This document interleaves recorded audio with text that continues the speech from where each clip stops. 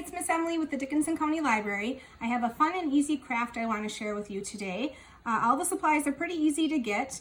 You are going to need rubbing alcohol, and you need to make sure it's the 91%. If you use the regular rubbing alcohol, this craft is not going to work. A dropper. I have a little spray bottle and I put some of that rubbing alcohol in it. I'll show you why in a second. You need Sharpie markers. They do have to be Sharpies again for this craft to work.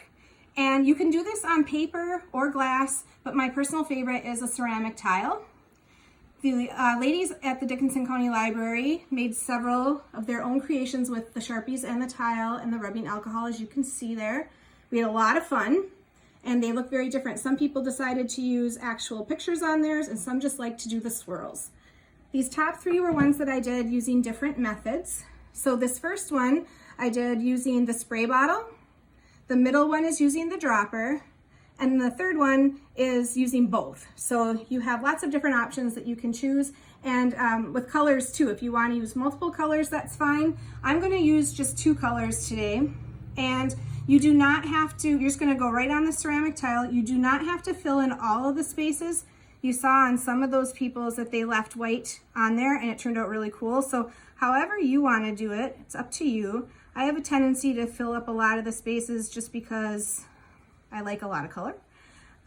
If you get done coloring your tile and you don't like the way that it looks, the nice thing is that you can just take a paper toweling and that rubbing alcohol and wipe it. It'll come right off. So it's not going to be any kind of mistakes that you have to worry about with this either. And I'm just gonna, like I said, use the 2 colors today. But whatever's your pleasure. One of the neat things is to see when you add the alcohol that your colors are going to turn all kinds of different shades. It's kind of interesting to see what they're going to look like. And one of the biggest lessons I learned doing this craft is that a little of the rubbing alcohol goes a long way.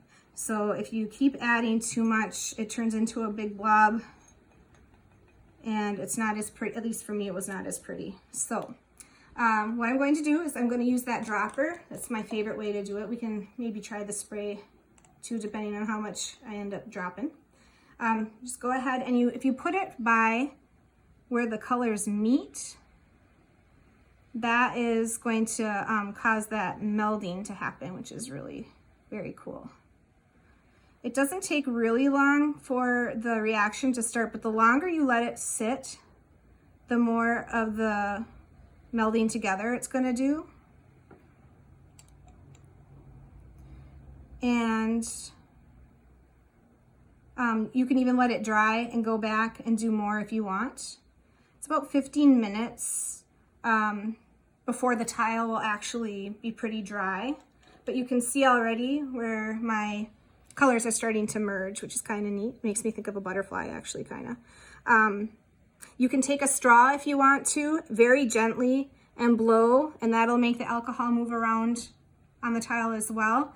The biggest lessons, like I said, a little goes a long way, and don't forget that you can always start over if you want to. I hope that you guys try the craft out and that you post on our Facebook page. I'd love to see what you guys create as well, and we look forward to seeing you this summer. Thank you.